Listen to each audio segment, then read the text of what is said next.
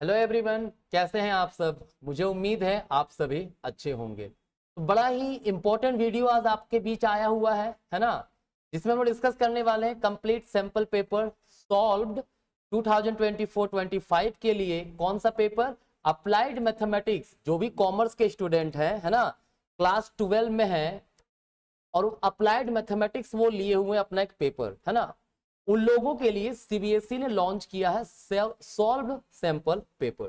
ठीक है, तो उसी को हम लोग आज हर एक क्वेश्चन को वन बाय वन देखेंगे। ठीक है, आपको जानकारी तो होगा ही कि अप्लाइड मैथमेटिक्स का जो एग्जाम होगा वो 3 आवर्स का होगा। ठीक है, मैक्सिमम मार्क्स जो होगा वो 80 मार्क्स का होगा।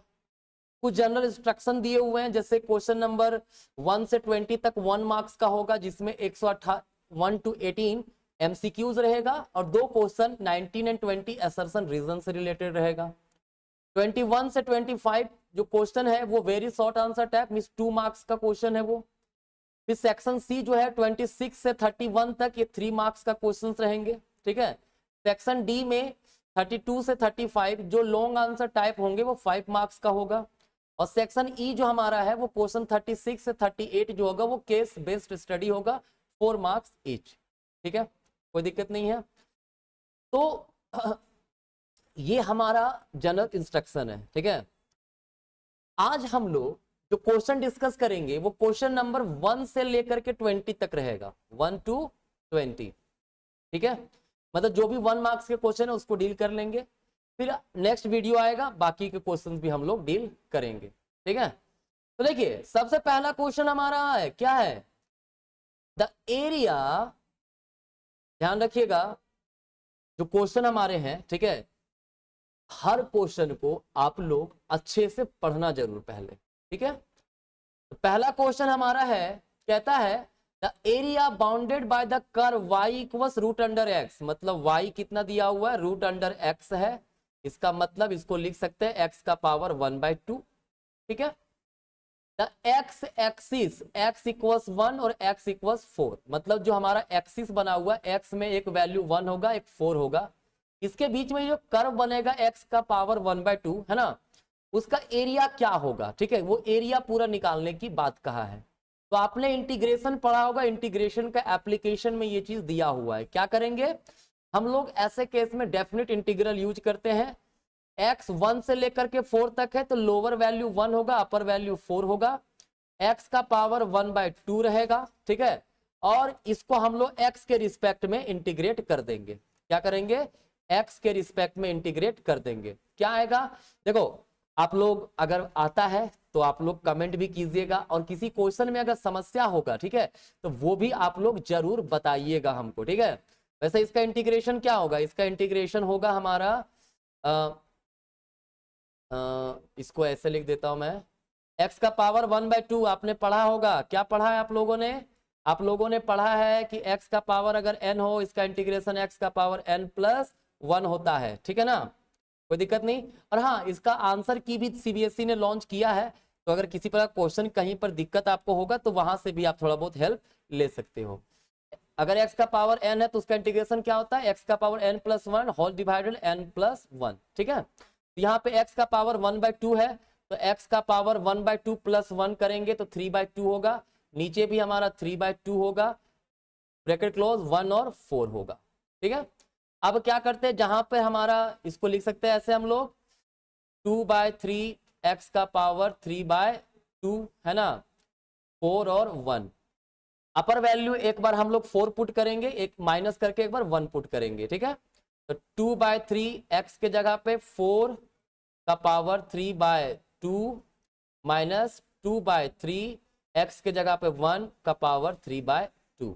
ठीक है, क्या होगा? 2/3, देखो यहाँ पे 2 का पावर 2 लिखेंगे, 3/2 माइनस 2/3, 1 का पावर कुछ भी रहता है 1 ही होता है, तो यहाँ पे सिर्फ 1 आएगा। ठीक है, ये 2 कैंसिल हो गया, 2/3, 2 का पावर कितना 3 माइनस 2/3। क्लियर? क्या होगा हमारा आंसर? 16/3 माइनस 2/3 मतलब 14/3। 14/3 यही आंसर है, बिल्कुल यही आंसर है। तो 14/3 सी नंबर हमारा करेक्ट आंसर होगा। ठीक है ना, कोई दिक्कत नहीं है। चलिए सेकेंड नंबर है sampling which provides for a non zero equal chance. ठीक है, मतलब जीरो चांस नहीं, नॉन जीरो इक्वल चांस बताने वाला कौन सा होता है। ठीक है, देखो नन जीरो इक्वल चांस का मतलब, नन जीरो इक्वल चांस का मतलब सबका इक्वल चांस है टू बी सिलेक्टेड, लेकिन वो नोन है, नोन रहता है कि किसका चांस वहां पे सिलेक्शन होगा। क्या क्या बोलते हैं इसको, आप लोग पढ़े होंगे इसको डिटेल में।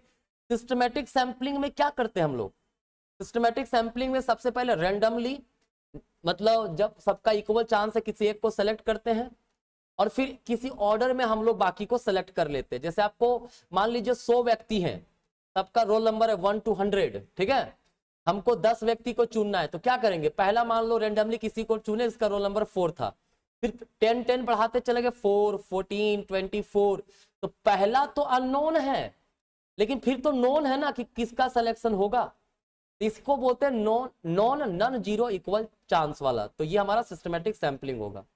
कन्वीनियंस, जो सुविधा अनुसार जिसको हम लोग सैंपल जब कलेक्ट करते हैं, जब कोटा फिक्स कर देते हैं या पर्पस के अकॉर्डिंगली सैंपलिंग करते हैं, वो पर्पसिव सैंपलिंग। तो आंसर हमारा क्या होगा यहाँ पे, सिस्टमैटिक सैंपलिंग।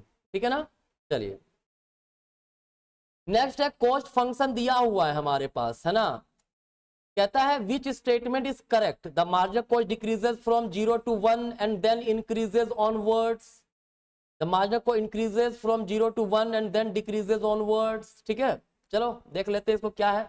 सबसे पहले कॉस्ट फंक्शन हमारे पास दिया हुआ है कितना, x का cube by 3 minus x square, ठीक है, प्लस 2x। तो मार्जिनल कॉस्ट जब निकालेंगे तो इसको हम लोग क्या करते हैं, डिफ्रेंशिएट कर देते हैं x के रिस्पेक्ट में। क्या होगा, 3x square by 3 minus 2x plus 2, है ना, यही होगा हमारा मार्जिनल कॉस्ट। बिल्कुल, ये 3 कैंसिल हो गया, हमारा क्या बचेगा, x square minus 2x plus 2। Clear है। अब अगर x बराबर हमारा हो 0 तो mc क्या होगा, तो mc हमारा हो जाएगा 2। अगर x बराबर हो 1 तो हमारा mc क्या हो जाएगा, 1 का स्क्वायर 1 माइनस 2 इंटू 1 2 प्लस 2 क्या आएगा 1। अगर हमारा x बराबर हो जाए 2 तो mc क्या होगा, देखिए यहां पे मैं लिख दे रहा हूं, अगर x बराबर 2 है तो mc क्या होगा हमारा, एक्स स्क्वायर है ना, तो 2 का स्क्वायर 4 माइनस 2 इंटू 2 4 प्लस 2 मतलब 2 आएगा। फिर अगर मान लो x बराबर 3 है तो क्या होगा, mc बराबर 3 का स्क्वायर 9 माइनस 3 6 प्लस 2, तो 11 और 6 गया 5। तो क्या देख रहे हैं, देखिए तो 0 से 1 जब गए, 0 जब x था तो mc 2 था, फिर x जब 1 हुआ तो mc 1 हो गया, मतलब 0 से 1 में मार्जिनल कॉस्ट डिक्रीज किया है। ठीक है, एंड देन जब x 2 हुआ तो mc हमारा 2 हुआ, फिर x 3 हुआ तो mc 5 हो गया, मतलब अब mc बढ़ने लगा। तो 0 to 1 में mc घटेगा and then it will increase onward. ठीक है, तो आंसर ए होगा, 3 का ए हमारा करेक्ट आंसर है, बिल्कुल सही है। ठीक है, चलिए आगे बढ़ते हैं हम लोग। देखिए कहता है the absolute minimum value of the function, ये निकालना है इन द इंटरवल, किस इंटरवल में, 2 और 9/2। ठीक है, देखो फंक्शन ऑफ x दिया हुआ है हमारे पास क्या, 4x माइनस 1/2 एक्स स्क्वायर। ठीक है ना, अब f डैश x जब निकाले डिफ्रेंशिएट करेंगे क्या होगा, 4 माइनस एक्स बचेगा, ये ना बचेगा, क्योंकि 1/2 बाहर as it is x square का इंटू 2x होता है, तो 2 यहां से कैंसिल हो गया, हमारा x बचेगा सिर्फ, तो 4 माइनस एक्स। ठीक है, तो मैक्सिमम मिनिमा का फर्स्ट ऑर्डर कंडीशन होता है एफ एक्स इक्वल 0, तो क्या होगा 4 माइनस एक्स बराबर 0, तो x बराबर क्या हो जाएगा 4 आएगा हमारा।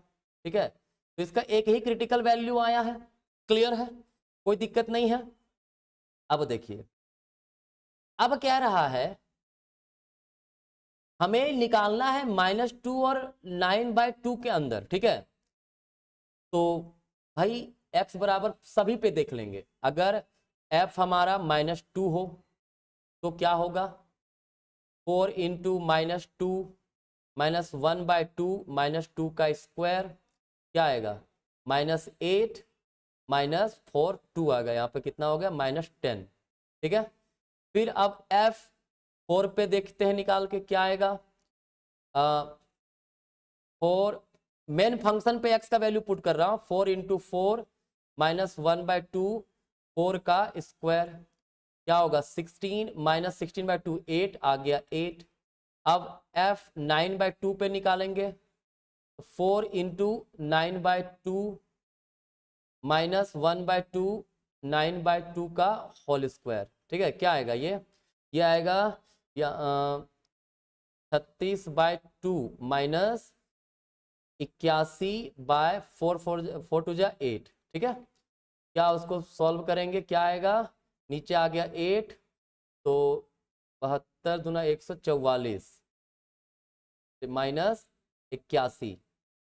ठीक है, सॉल्व सही कर रहे हैं ना, देख लेना चेक करके, कुछ मिस्टेक होगा तो 3/8। ठीक है, तो देखो सबसे मिनिमम वैल्यू कहाँ पे आया है, जब f हमारा -2 पर था वहीं पर आया ना सबसे मिनिमम वैल्यू, जो कितना आया है -10। तो हमारा आंसर क्या होगा, ऑप्शन सी -10। ठीक है, 4 का सही है ना, सी, हाँ बिल्कुल सही है।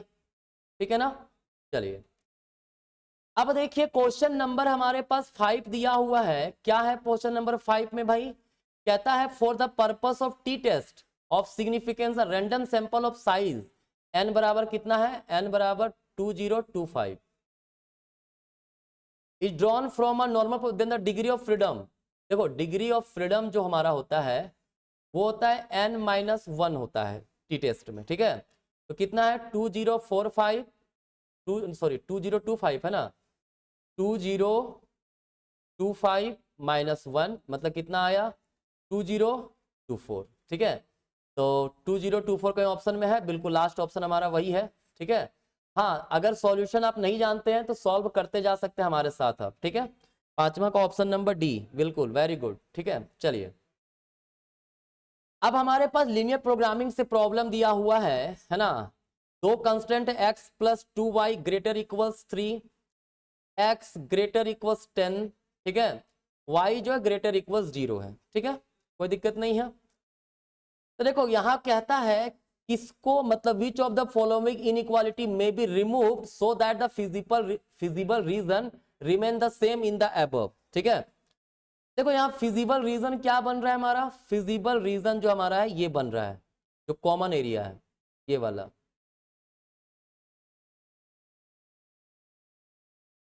ठीक है, क्लियर है।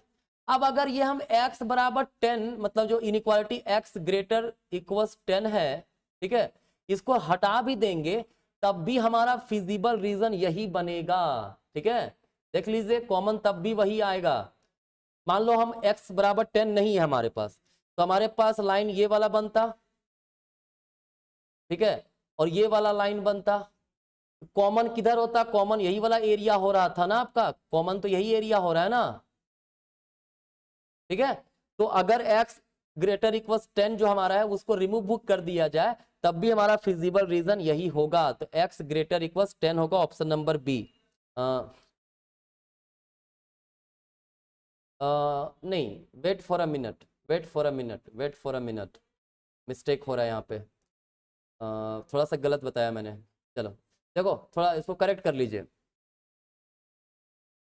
देखिए यहाँ पे किसका काम, हमारा जो फिजिबल रीजन बन रहा है, ठीक है, वो कहाँ से बन रहा है, ये वाला जो लाइन है ना, मैं फिजिबल थोड़ा मिस्टेक कर दिया था, कॉमन एरिया निकालना है ना।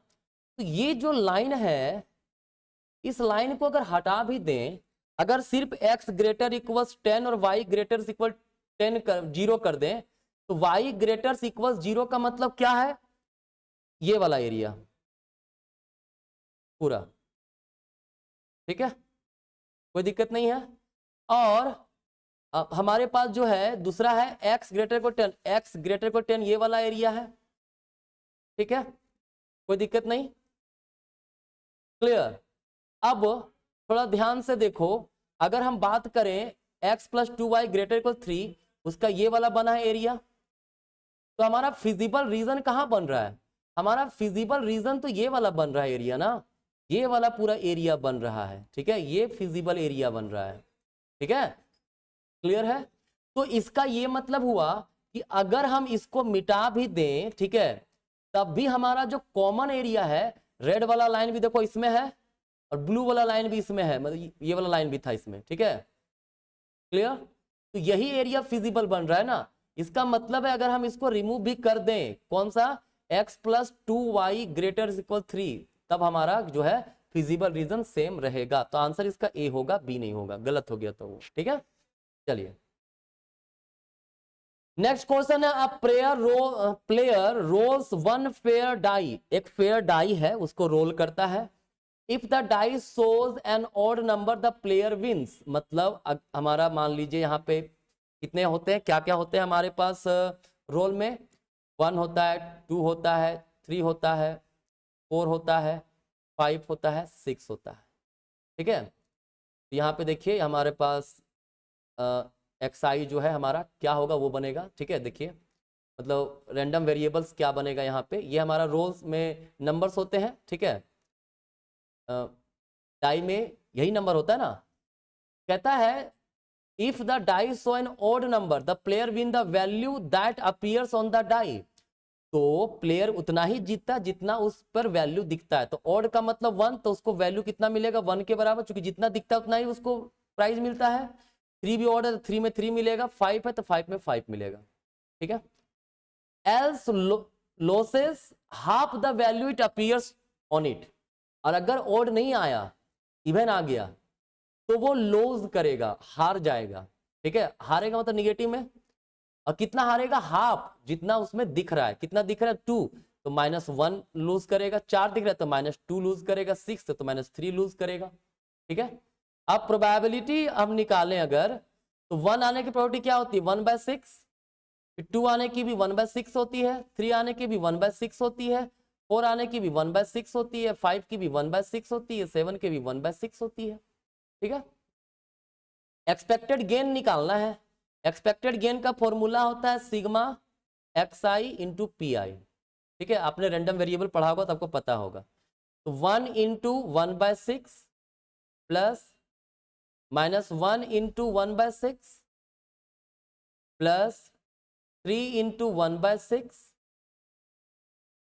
प्लस -2 इंटू 1/6 प्लस कितना 5 इंटू 1/6 प्लस -3 इंटू 1/6, सॉल्व करते जाते हैं, क्या होगा 1/6 माइनस 1/6 प्लस 3, 1/2 बचेगा यहाँ पे, -1/3 बचेगा, प्लस 5/6 बचेगा, -1/2 बचेगा, ठीक है। तो ये और ये कैंसल, ये और ये कैंसल, बचा कितना -1/3 प्लस 5/6, क्या होगा 6 -2 प्लस 5 कितना 3/6 मतलब 1/2, दिस इज द आंसर, है आंसर हमारा ये 1/2 आंसर, बिल्कुल सही, option number C, this is the correct answer, ठीक है। चलिए कहता है the original cost of a machine is 12 lakh, जो मशीन का ओरिजिनल कीमत है वो कितना है 12 लाख है, and the scrap value of the machine after a useful life of 3 years is 3 lakh, मतलब 3 साल के यूज के बाद उसका वैल्यू कितना बचा 3 lakh. Then the book value of the machine at the end of 2 years, तो 2 साल के बाद उस मशीन का वैल्यू कितना बचेगा, ठीक है। तो देखो अगर हम लोग एनुअल डेप्रिसिएशन निकालें, यहाँ पे एनुअल डेप्रिसिएशन कितना हो रहा है, तो 12 लाख रुपया का है ये, ठीक है, और 3 साल के बाद उसका वैल्यू बचा कितना 3 लाख, कितना साल वो चलेगा 3 साल, 3 से डिवाइड कीजिए कितना बचेगा, 12 में 3 9/3 लाख, 3 लाख एनुअल डेप्रिसिएशन उसका हो रहा है। तो 2 साल के बाद उसका वैल्यू कितना बचेगा भाई, तो 12 lakh minus 2 years into depreciation 3 lakh का हो रहा है हर साल, कितना होगा 12 लाख माइनस 6 लाख, कितना बचेगा 6 लाख, ठीक है। तो हमारा आंसर क्या होगा 6 lakh, option number C, this is the answer. बिल्कुल दिस इज द आंसर, ठीक है ना। चलिए इसको मिटा देता हूं थोड़ा मैं। क्वेश्चन नंबर 9 हमारा कह रहा है, क्या कहता है भाई, क्वेश्चन नंबर 9 कहता है a fish jumps out of the water surface and follow the parabolic path. y बराबर किस पाथ में जाता है, पैराबोलिकली जाता है, 6x minus x square minus 8, ठीक है। x का वैल्यू जो होगा 2 और 4 के बीच में होगा, ठीक है। The fish reaches the highest height of its path at 3 1, मतलब x 3 तक जाता है, y 1 तक रहता है। The slope of the path of the fish is, slope कैसे निकालते हैं, डिफरेंशिएट करेंगे x के रिस्पेक्ट में, क्या आएगा 6 माइनस 2x, ठीक है। तो x में हाईएस्ट कहां तक जा रहा है, 3 तक जा रहा है, तो dy बाय dx में जब पुट कर देंगे 3 वैल्यू, तो 6 माइनस 2 इंटू 3 बराबर 0, मतलब स्लोप कितना आ रहा है इसका, 0 स्लोप आ रहा है, ठीक है। तो आंसर होगा ए 0, ठीक है ना। चलिए नेक्स्ट क्वेश्चन नंबर 10 है, कहता है large consignment of electric bulb 5% of a batch of batteries are defective. मतलब लार्ज क्या है हमारे पास, कंसाइनमेंट है जिसमें 5% जो बैच ऑफ बैटरीज हैं डिफेक्टिव है। A random sample of 80 is taken, मतलब नंबर ऑफ सैंपल कितना हमारे पास 80, ठीक है। For the inspection with replacement, then the variance of the number of defective in the sample is, देखो ये बाइनोमियल डिस्ट्रीब्यूशन लगाना है। डिफेक्टिव आने का चांस कितना है, P 5%, इसका मतलब क्या हुआ 0.05 है हमारा, ठीक है, यही है ना। तो फेलियर का चांस कितना है, फेलियर का चांस है 1 माइनस 0.05, कितना आएगा 0.95। वेरिएंस का फॉर्मूला होता है आपको पता होगा, NPQ होता है, n है 80 इंटू 0.05 इंटू 0.95, ठीक है। तो डायरेक्टली मैं आंसर लिख दे रहा हूं जो लिखा हुआ यहाँ पे है, ठीक है। ये 19/5 हमारा आंसर आ जाएगा, ठीक है। सॉल्व कर सकते हैं आप लोग, है ना, मैं बता ही देता हूँ सॉल्व करके, देखो इधर इसको लिख सकते हैं हम लोग सीधा, 80 इंटू 0.05 का मतलब 5/100 इंटू 95/100, ठीक है। ये जीरो एक जीरो कैंसल, 8 इंटू इसको 2 से काट दिए 95/2 इंटू 100, ठीक है। तो 19 5 जा और 25 जा, ठीक है। और 2 से काटे 4, 4 से यहाँ पे 5, ठीक है। तो 19/5 आ गया, ठीक है। आप कट करके देख लेना, आराम से हो जाएगा, ठीक है। चलिए अच्छा इसमें क्वेश्चन और है, कहता है if it is currently 6 PM in 12 hours clock, एक 12 आवर का क्लॉक है, ठीक है, जिसमें कितना हो रहा है, अभी टाइम कितना हो रहा है, टाइम हो रहा है 6 बज रहा है, ठीक है, क्लियर है। तो आप बताना है कि what will be time after 375, आपने मॉड्यूलस पढ़ा है अगर मोड वाला चैप्टर, ठीक है। तो 375 का मतलब हम लोग लिख सकते हैं इसको, देखिए तो 24 मोड है ना,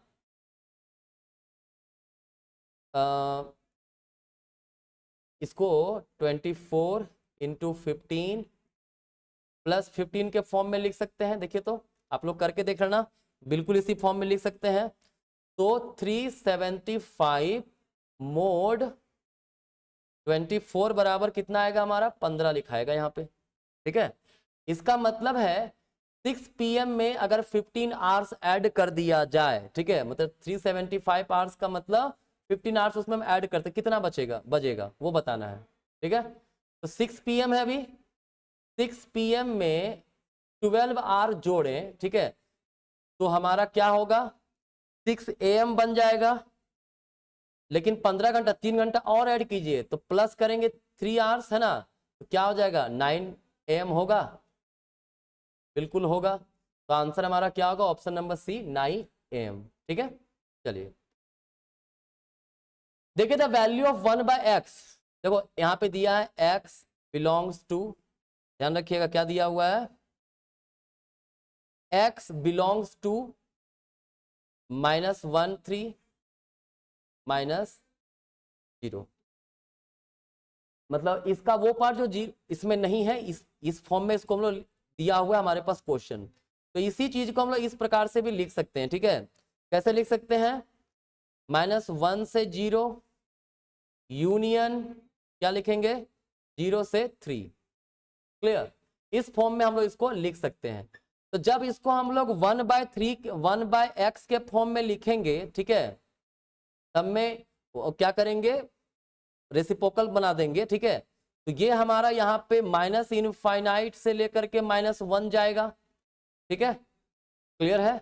-इनफाइनाइट से -1 तक। और इसके अलावा हमारा क्या होगा? इधर 0 है ना, इसको भी पहले 1/3 इधर कर देंगे, 1/3 से लेकर के इनफाइनाइट तक जाएगा। ठीक है, क्योंकि इनफाइनाइट से 1/3 नहीं ना जाएगा, 0/03 है ना, तो 0/3 अगर उल्टा कर दें, ठीक है, तो 1/0 होगा और 1/3 होगा। तो ये इनफाइनाइट से 1/3 नहीं, ऐसा नहीं लिख देंगे, इसको लिखेंगे 1/3 से इनफाइनाइट। ठीक है, अगर इनइक्वालिटी वगैरह पढ़े होंगे तो वहां से भी ये चीजें क्लियर होगा, बट अभी उतना, क्योंकि उतना डिटेल तो नहीं बता सकते हैं फिलहाल, आप लोग को एक ये सैंपल सेट जो है वो क्लियर करवा रहा हूं। ठीक है, तो आंसर हमारा ये वाला होगा। कहीं है कौन सा ऑप्शन में है? 1/3 -इनफाइनाइट से -1, हाँ, option number B, this is the correct answer. ठीक है, 13 नंबर है, कहता है the component of a time series attach to long term variation. देखो, जब भी टाइम सीरीज पढ़े होंगे उसमें आपने कई तरह का वेरिएशन पढ़ा होगा, seasonal variation, irregular variation, cyclical variation और सेकुलर ट्रेंड वेरिएशन। तो जब लॉन्ग टर्म की बात करते हैं तो उसको बोलते हैं सेकुलर ट्रेंड वेरिएशन। ठीक है, option number C, this is the correct answer. ठीक है, कोई दिक्कत नहीं है। चलिए, अब हमारे पास है क्वेश्चन नंबर 14। क्या कहता है क्वेश्चन नंबर 14 भाई?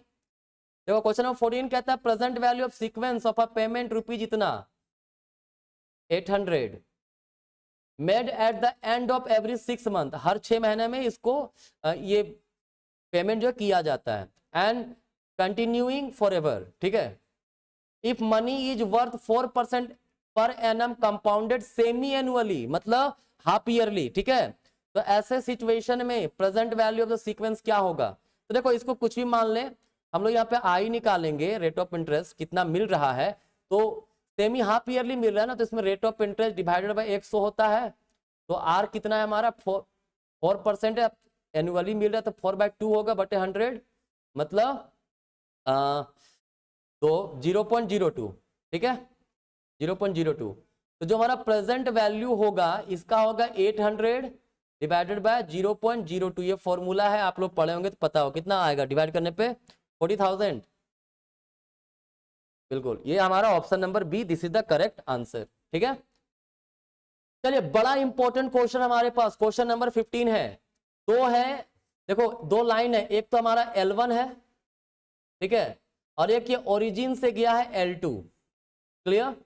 कहता है L1 is tangent to any point x y. L1 जो है वो टेंजेंट है यहाँ पे एक्स वाई के किसी पॉइंट पर, ये पॉइंट पे मान लो। ठीक है, क्लियर है? इसके बाद कहता है L2 is the line that connect the point x y to the origin. L2 जो है 0 से कनेक्ट करता है वो एक्स वाई वाले पॉइंट को। ठीक है, the slope L1 is the 1/3 of the slope L2। जो स्लोप है वो 1/3 है किसका? L2 का। ठीक है, तो चलो सॉल्व करते हैं इसको हम लोग। देखिए, जब स्लोप निकालना हो तो स्लोप हमारा होता है dy बाय dx। क्या होता है? dy by dx। ठीक है ना, कोई दिक्कत नहीं हमारा।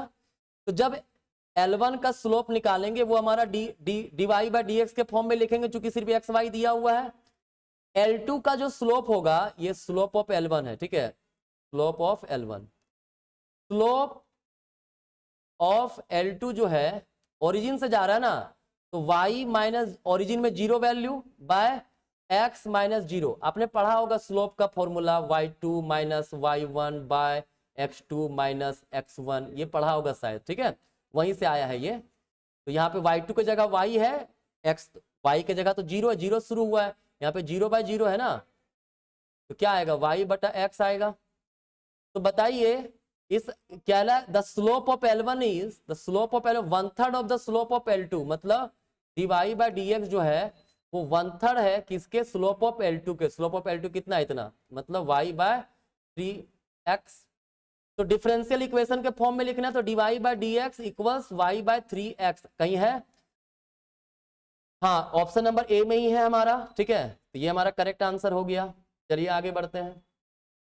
कहता for a 3x3 matrix if, देखो एडजॉइंट ऑफ ए दिया हुआ है कितना, 2a का इनवर्स, है ना, देन फाइंड करने कहता है डिटरमिनेंट ऑफ 3a का ट्रांसपोज। ठीक है, कोई दिक्कत नहीं। चलिए 3x3 ऑर्डर का है तो एडजॉइंट ऑफ ए इसको लिख सकते हैं ए इनवर्स बराबर 1/2 एडजॉइंट ऑफ ए। आप लोग को पता होगा ए इनवर्स का फॉर्मूला होता है 1/a का डिटरमिनेंट इनटू एडजॉइंट ऑफ ए। तो इस हिसाब से ए डिटरमिनेंट के जगह पे 2 है ना, जो 2 है ए डिटरमिनेंट के जगह पर ही है, तो कह सकते ए डिटरमिनेंट इक्वल्स कितना आएगा, 2 आएगा। ठीक है ना। अब देखो इस पे, देखो इसको निकाल सकते, 3 बाहर निकाल दो, कितना ऑर्डर का है 3 का पावर 3 हो जाएगा, इंटू ए का ट्रांसपोज का मतलब ए का पावर 2 हो जाएगा, ए स्क्वायर हो जाएगा कि नहीं हो जाएगा, बताइए क्यों, क्योंकि जब हम लोग मल्टीप्लाई ए का ट्रांसपोज भी कर दे तो ए ही रहता है, ठीक है, कोई उसमें अंतर, डिटरमिनेंट में कोई वैल्यू में अंतर नहीं पड़ता है, ठीक है। तो 3 का पावर क्यूब कितना हो गया 27 इंटू ए डिटरमिनेंट 2 का पावर 2 मतलब 4, कितना होगा 8 8 108 108, option number A, this is the correct answer. ठीक है, काफी इजी है डिटरमिनेंट वगैरह का क्वेश्चन, अगर आप लोगों ने पहले बनाया होगा तो बहुत अच्छी बात है। चलिए 17 देखिए, पी मैट्रिक्स दिया हुआ है ना, क्यू का ट्रांसपोज है तो क्यू हम लोग निकाल सकते हैं, क्यू का ट्रांसपोज तो यहां से क्यू हो जाएगा क्या, -1 1 2 2 1 3, ये हो जाएगा क्यू। ठीक है, माइनस करने कहता है तो 3 माइनस -1 तो 4 हो जाएगा, पहला 4, फिर 4 माइनस 1 कितना होगा 3, फिर -1 -2 -3 हो जाएगा, फिर 2 -2 0 हो जाएगा, 0 -1 -1 होगा, 1 -3 -2 होगा, कहीं है आंसर, बिल्कुल है option number C, this is the correct answer.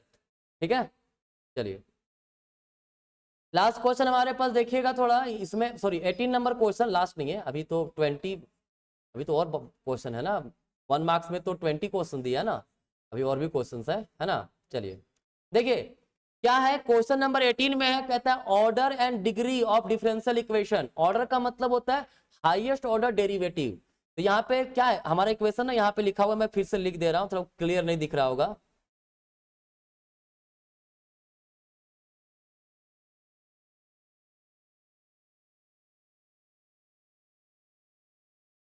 ये है, तो देखिए हाईएस्ट ऑर्डर डेरिवेटिव तो ये है ना, किस ऑर्डर का है, 2 ऑर्डर का, तो ऑर्डर कितना हो गया 2, और जो हाईएस्ट ऑर्डर डेरिवेटिव होता है उसका होल पावर कितना है, कुछ नहीं मतलब 1 है, तो डिग्री क्या हो जाएगा, डिग्री हो जाएगा हमारा 1। ठीक है ना, तो आंसर क्या होगा 2n1, 2n1, option number B. ठीक है, आगे देखिए क्या असर्शन रीजन है 19 में, कहता था effective rate of interest equivalent to the nominal rate of 6%। ठीक है, जो इफेक्टिव रेट ऑफ इंटरेस्ट होता है वो इक्विवेलेंट होता है किसके, नॉमिनल इंटरेस्ट रेट के, 6 when compound continuously is equal to e का पावर 0.06 माइनस 1 बराबर 6.18% है, बिल्कुल सही है ये। e का अगर इसका वैल्यू हम लोग सॉल्व करेंगे ना तो इतना ही आएगा हमारा। ठीक है, रीजन है द रिलेशन बिटवीन, इतना जो इफेक्टिव रेट का जो रिलेशन होता है, देखिए इंटरेस्ट रेट का, ये आप लोगों ने पढ़ा होगा, इफेक्टिव रेट ऑफ इंटरेस्ट जो है और नॉमिनल रेट के बीच में एक रिलेशन होता है, क्या, ये नॉमिनल रेट है -1 होता है, इफेक्टिव रेट बराबर कितना होता है, नॉमिनल इंटरेस्ट रेट -1। ठीक है, ये बिल्कुल सही है ऑप्शन हमारा दोनों। अच्छा यहाँ पे ऑप्शन नहीं है ना, both A and R are correct. ठीक है, and R is the correct explanation of A. Direct formula से पूछा, इसमें बहुत ज्यादा कुछ बताने का आवश्यकता हमें नहीं है। तो 20 नंबर क्वेश्चन 1 मार्क्स का दिया हुआ है, कहता है ए हमारे जो है वो क्या है, ए आई जे, ठीक है, बिलोंग्स टू एम आई बराबर जे, 0 अगर I is not equal to जे, और एम का मतलब है 1। मतलब क्या है, देखो मतलब ये हमारा ए 11 होगा, ए 12 होगा, ए 21 होगा, ए 22 होगा, ठीक है। तो देखो यहाँ पे इक्वल है ना, यहाँ पे आई जे इक्वल है, ठीक है।